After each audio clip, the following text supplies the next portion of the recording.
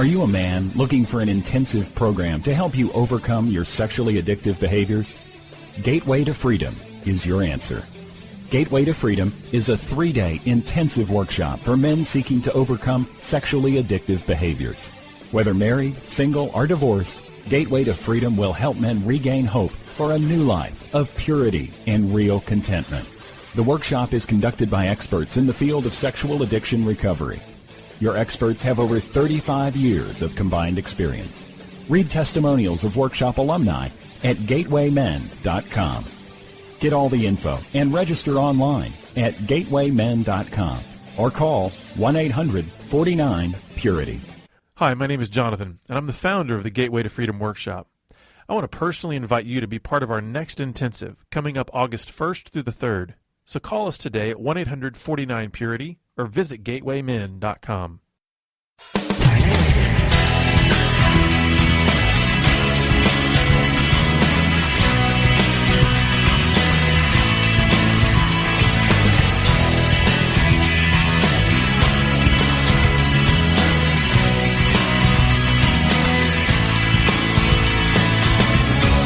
Welcome to Pure Sex Radio, training men, educating women.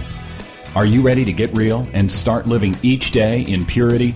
This dynamic program is designed to educate, encourage, and equip listeners with the tools necessary for living a life of sexual purity. Pure Sex Radio brings you the best in mobile talk radio. Listen to real-life struggles, learn how to overcome lust, pornography, and sex addiction, and get serious about purity. Your hosts for Pure Sex Radio are Jonathan Doherty and Stephen Cervantes. Jonathan is the director of Be Broken Ministries and founder of the Gateway to Freedom Workshop for Men. Stephen is the founder of the Hope Counseling Center.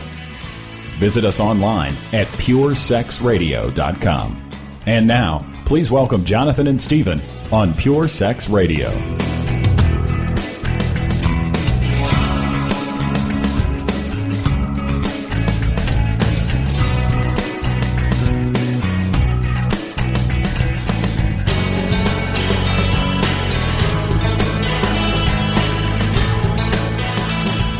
Good day, radio listeners. Welcome to this week's edition of the Pure Sex Radio broadcast. We're glad to have you here with us. My name is Jonathan, and I'm here with Stephen. Stephen, how you doing? I am wonderful. I'm just excited. Some days I wake up excited. It's like life is happening.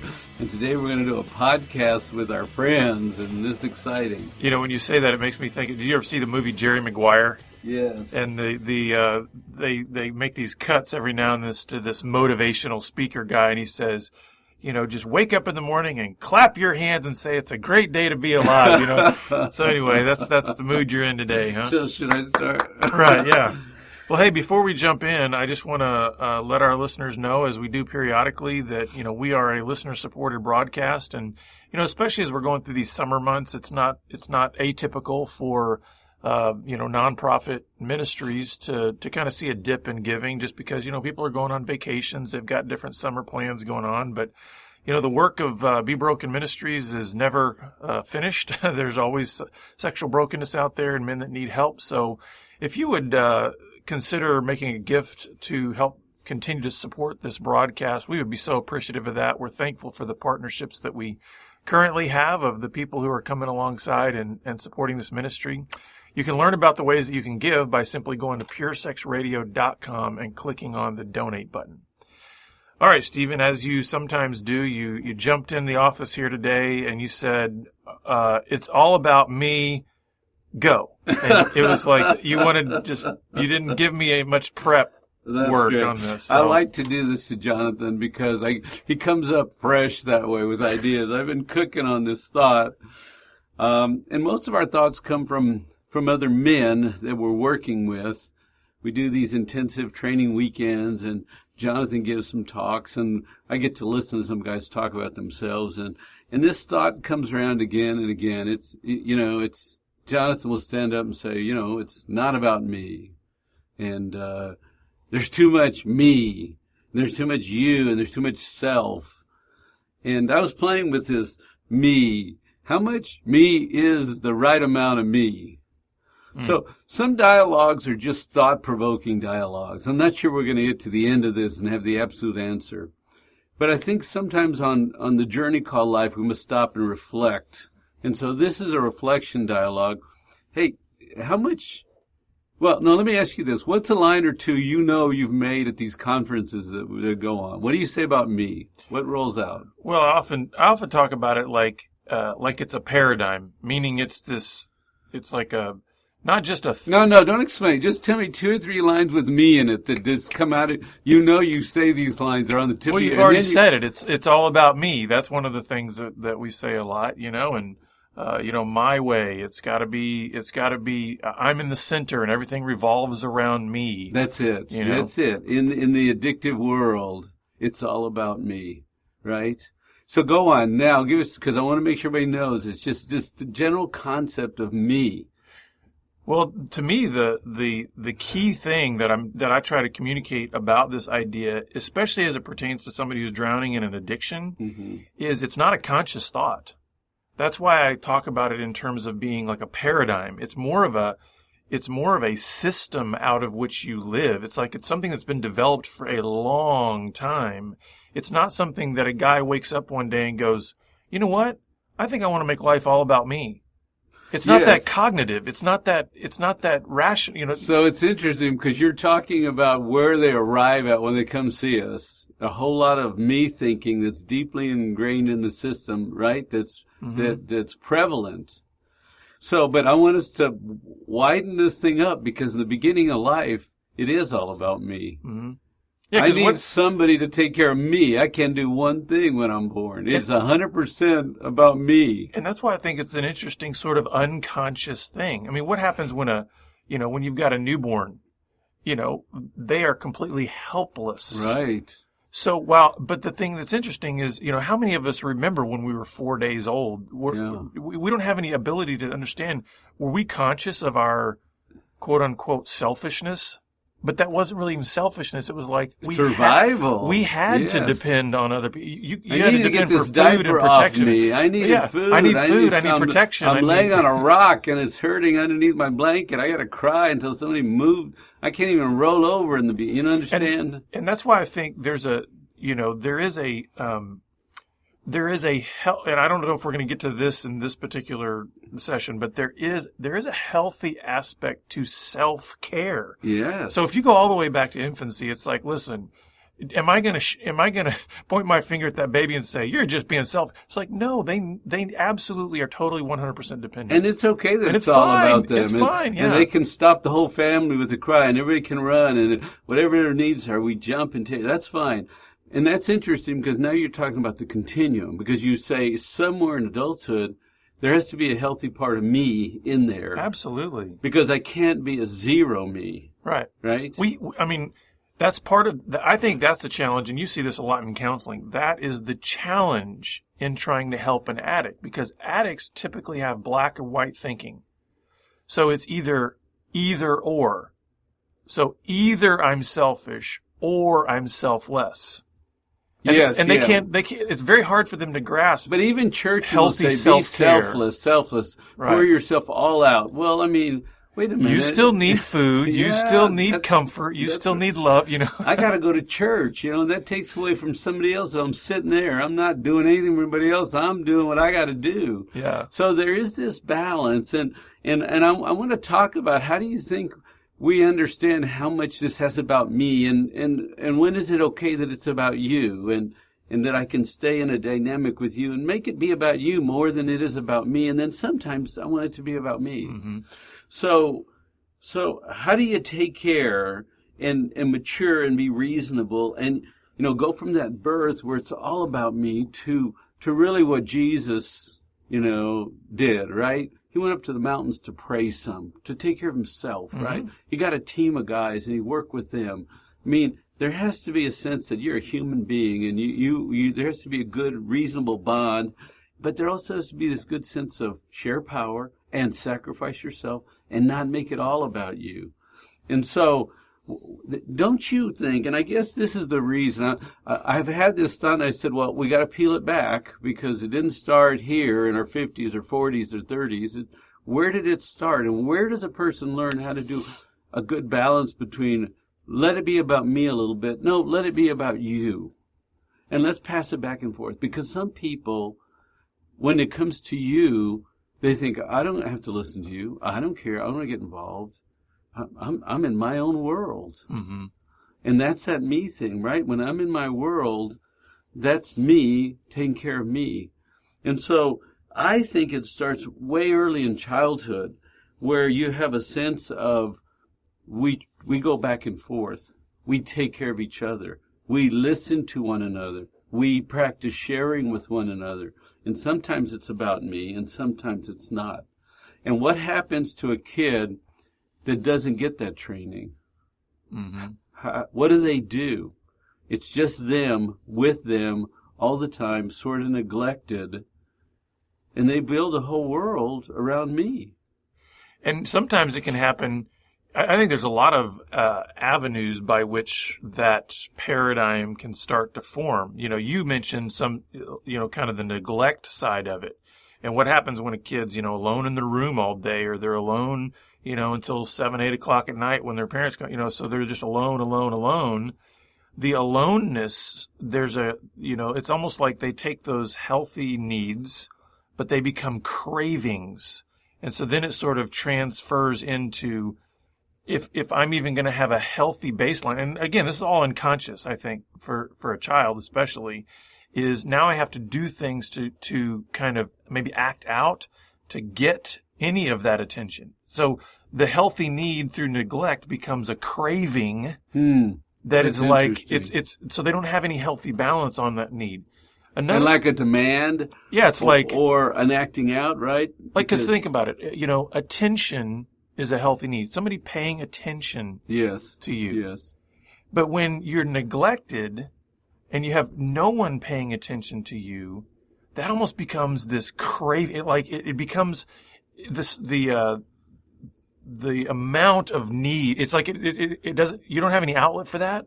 So in other words, if every day you're not getting attention, it's almost like that's building up and up and up and up and up to where I need attention, and it becomes this insatiable, almost craving. And so I'm going to go, I'm going to go do something. I'm going to go break a window in the house. Well, and then I'll get attention. You could do something bad and get attention, or you could do something really good. Or you could, and really be the pleaser, right? Mm-hmm. And please everybody, and they all smile, right? And go, you're so wonderful. Look how wonderful you are. But you're sort of acting and going through the motion. Another avenue that I think in childhood can start to set up this paradigm is when, and to be honest with you, Stephen, I think, well, maybe there's a 50-50 balance. I don't know. But in some of my circles, I see this happening a lot. And that is where children actually become these little idols for parents, meaning they are idolized. It's like they have an unhealthy type of attention. They are, everything is about just, doting on them, and to where because the parents have essentially established a culture that says, yeah, you are the center of our family. Yeah. And that happens a lot in weak marriages. So because one spouse will pour themselves into the kids, and the parents will, have the focus off. And so, where's the time? Okay. So my question now then is the original question. How much me is the right amount of me? How much me, right? Because you say, hey, it's not about you. Okay, well... So when you and I are together, it's a 20-80 split, okay? So 20% you, 80% me. How's that? That's too good. So I'm thinking of this whole question over the course of a lifetime, right? Because we're talking about being single, right? And then I've got to take care of me and then socialize. But then you get married, and how much of it is it about me? And then you have children. And that's it. And then you have kids that come along, you become a family. And so it's interesting because I think work is the exception. Everybody does what they ever have to do whatever they have to do at work to get paid and to keep their job. Mm-hmm. But you really see who a person is when they get home, when it's their time to do whatever they want to do. And so it seems to me if a person, I'm trying to put together this whole idea of me taking care of me and the idea of escaping. Mm-hmm. Because escaping seems to fit with I'm alone a lot. And what am I going to do with my time? I'm alone a lot with me. And when I'm a kid and I don't know things, I can't figure out life when I'm a kid. I don't have answers to problems when I'm a kid. So I find things to entertain me, right? I'll escape into computer games, or I'll escape into movies, or I'll escape into fantasy. People escape into porn. I mean, I'll escape into something because one, I'm not practicing good skills and back and forth with another human being. Nobody's training me. Nobody's taking care of me. They're feeding me, but they're leaving me alone. In emotional life and spiritual life and maturation, that's a difficult process. Somebody's got to train you. Yeah. And if you're just alone with you and it's just me, then I'm going to find a way to distract myself. And so... Well, you know what? And I want to pause on that for a second, because, you know, one of the things that I wrote down here that is part of kind of what you're getting at now is we were, in some ways... Not only have we not maybe been trained in some of these relational aspects of how to connect relationally, I think also we have very little to no training in how to be okay with you alone. You mean with yourself alone or another person No, with alone? yourself alone. Because one of the things I wrote down here, as we were talking, just you said, hey, list some stuff out about this. It's about me. Fear was one of the things I wrote. And sometimes we translate that into, well, you know, fear of intimacy with another person. Right. I think some of it is fear of self-awareness, fear of, you know, hey, if I get alone with myself, one of the reasons maybe I want to escape and distract is because if I take a really close look at my own heart, my own mind, oh my goodness, I see all the brokenness, the deficiencies, the lack of abandonment, left alone, pain, mistakes and all I this. made. And so sometimes it's not an escape necessarily from other people. Sometimes our idolatry of self is even an escape from ourselves. Yeah, and that's why self-esteem always stumps me. Yeah. If you know your darkest, worst, stupidest things, and then people say, well, you should just tell yourself you're good. You should esteem yourself. It's like, I know every dark secret I've done. What are you talking about? I need a God to esteem me. Exactly, you know? yeah. So anyway, so back to me. When I have too much alone or me time, I got to do something with it. And mostly, I think you're right. I get confused. I'm undertrained. I'm under-connected to other people. And when we're connected to other people, we're in training. Mm-hmm. We're in relationship. When a child follows a parent and the parent talks to that child, they're saying, okay, this is how you deal with life. This is what you look for as you go through life. Grab these things. Camp on those thoughts. Play here. This is a safe place. Guard yourself there. I mean, too much me means too much alone and too much sort of ignorance in terms of life. Mm-hmm. And so that whole thing is scary. So really, most of the people that don't know what to do with the me, they don't have a healthy balance of me. And I know this is a funny way to say this. They're escaping, and they're masters at escaping, because inside themselves is just confusion and pain and loneliness and ugly feelings. Mm-hmm. Right? And so it looks to you like I'm just taking care of me. When reality is I'm escaping from I don't understand life. And when you want to talk to me about a deep topic, I glaze over and I want to get away. And then it looks like I'm only taking care of me. Yeah, I'm taking care of me. But as a kid, the only way I knew how to take care of me was to escape. So I made up fantasies, or I read comic books night and day, or played games, or I made... You know what? It's interesting as you're saying that. I'm thinking of the phrase that we hear so many times, whether it be with a couple or whatever. How many times have you heard from a husband or a wife, you know, I just need some me time? Yes. And you know, from a healthy perspective, that can be a good thing. But I think the way it's most often thought of is I need some time for me to escape from all of these pressures of life. Right. And so they're thinking of me time kind of in that escapism mentality, where I think Jesus was perfectly fine with me time, but he was thinking of it, I'm going to go away to lonely places to pray. Yes, that's exactly right. Or I'm going to go sit with the guys and tell a story, and we're going to talk. And that nurtures me, it nurtures them, it keeps me in community and relationship, right? Or I'm going to take the three of the guys I'm closest to, and we're going to go do this, you know? Or I'm going to go show the guys how I'm going to do this healing thing. So, and I'm going to teach these guys what to say when you're in this situation with evil, right? But I think the important thing about that is, and this is something that I don't think is taught. But that's healthy me is what I'm saying. Exactly, yeah. And I think that's something that's not taught enough, not only in our homes, but not even in our churches. Because like you were saying, we're so sort of indoctrinated with, serve others. It's about others. It's about, service. And while that's true, we often we don't even think about the fact that, when one of my favorite lines about Jesus was when it talks about him withdrawing to lonely places to pray. Mm-hmm.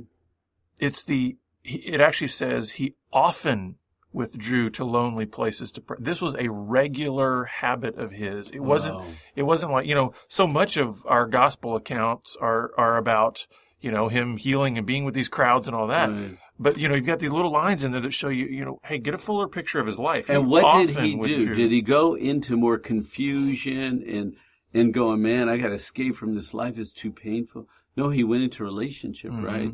And he went into refreshment and renewal. He went into peace and rest, which is the healthy use of me.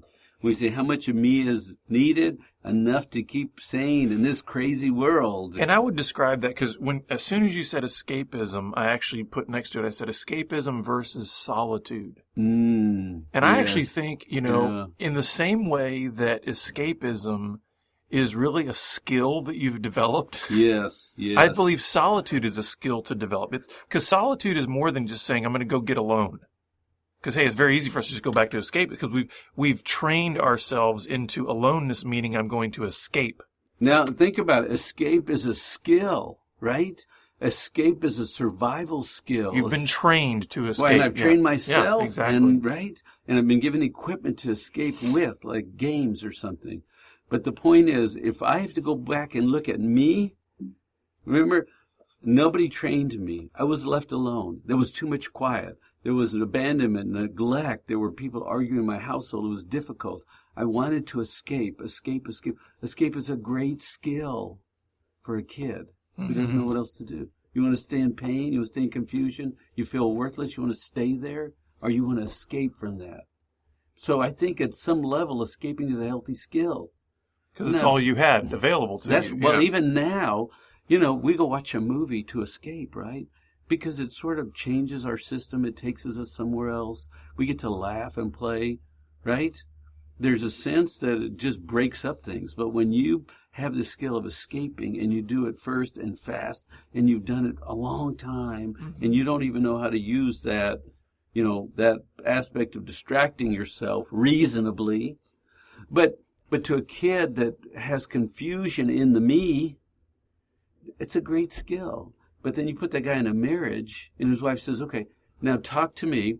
You've been working on you and organizing your inner world and what you like and what hurts you, and you have great insight into yourself. Now let's have a relationship, and we can talk about the deeper things in you. Bring out the me, and I'll bring out the me, what's happy, what's sad, and we'll go back and forth. Well, that guy glazes over, exactly. And he wants to escape from this conversation right now because I had to leave the me because nobody helped me understand me. And I was a kid, and I only thought like a kid. I didn't understand life.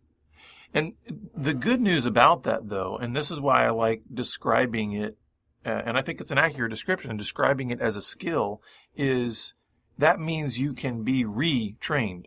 Yes. So you can train to develop not only these relational skills, you can also develop the skill of solitude. With Jesus as the example of, okay, he made it a regular habit to withdraw to lonely places to do what? To pray, to connect with his Heavenly Father. Right. So maybe when you're getting alone, and you're feeling those twinges of, I'm overwhelmed by life, I'm overwhelmed by my own pain, rather than going into whatever little aspect of training your escapism has taught you, when you start to redirect and develop the skill of then taking those issues to your Heavenly Father and connecting in that way, certainly also connecting to others. But even like worship, retrained, right? You're saying, right? That's it. Take it in there because you go, what am I supposed to do with God? Right. Well, start a dialogue and say, hey, I'm feeling lonely now, God. I need your presence here. Or put on a praise song and worship, but try to be quiet and be still. Because I think a lot of people have a lot of turmoil inside, and they're scared of their own turmoil. I will tell you this, just as a little aside, is that one of the little tricks or tips that's helped me when I have that confusion, because I still get alone sometimes and go, oh, what am I going to do? And I feel like I want to escape. A lot of times, and I'm confused about, well, how do I really begin this dialogue with God? A lot of times, what I'll do is I'll just open up to the Psalms. And I will, in essence, read God's word back to Him. In other words, good. like pray the word to Him. So, because the Psalms, man, they're so filled with emotion, and there's a lot of talk to God in the Psalms, and so sometimes that's a great way to kind of get that pump primed a little bit of how am I going to have this conversation. Now, it's interesting because we're like at the tip of the iceberg in terms of this dialogue. Oh, yeah. Because if you have spent 20 or 30 or 40 years escaping, this may be just a new concept to you, which is the beginning, You have to find some material and a friend and desire and go on a new walk to move from me and escaping. And escaping means too much TV, too much video, too much movies, gaming. You could escape into worry and be consumed with worry or fears or doubts, right? People get obsessions. You could escape into all porn. You can find lots of things, to fill your time with, to escape into. But the dilemma is when you're practicing those skills, you're not practicing healthy connecting, right? Because that's the opposite, healthy connecting with others and with the Father. And the skill needed in a marriage with your wife, and your kids are now saying, tell me about life. What do you know? Don't make me don't help me develop the sense of I'm alone and I have no trainer and I'm a kid and I can't figure it out and the whole thing scares me, so I'll just escape. Hey, what do you think about this? Because as you were saying that, I thought,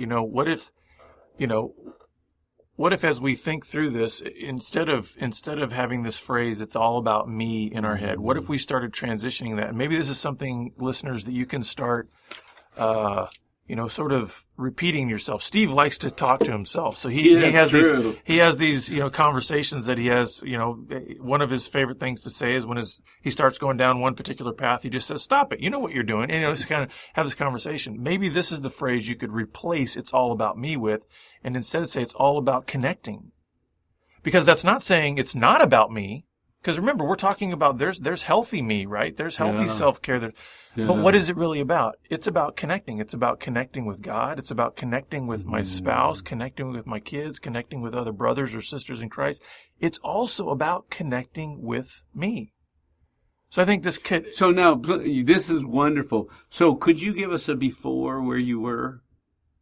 It's all about me. Can you go back and remember when you were in the thick of it about me? And then, because I think you're putting the two pieces together. So could you do that one more time? Just repeat what you said, because what you said is perfect. But give me the before so they can look at your life and say, guess where, folks? I'm going to tell you right here, right now. That's what, Well, and this is, and this is hope, folks, right? You're listening to the hope right here.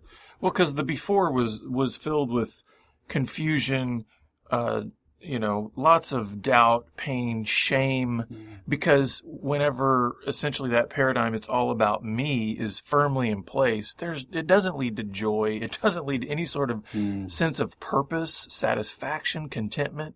And so as we transition from it's all about me to now it's all about connecting. Yes, but let me pause right here, because it's all about me and surviving. Yeah. Right? That's what you're saying when I hear all the pain and the struggle.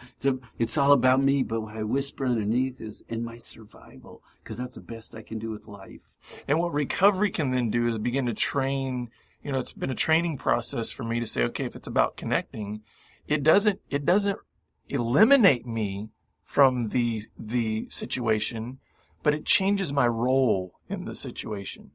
It's not about everything needing to be focused on me and everything needing to be about me and I've got to get what I want. And no, it's like in fact, it's interesting when I think John said, I must decrease, he must increase. He wasn't saying I'm being eliminated. He's saying, man, our roles are totally different now. Yeah. I was just preparing the way. I got to get out of the way now for him. So unfortunately, we're out of time, but I hope this at least starts a dialogue in your own mind. Please contact us if you want help on your journey, and we look forward to having you back here again next week on the Pure Sex Radio broadcast. Pure Sex Radio is paid for by Be Broken Ministries. Visit us online at puresexradio.com.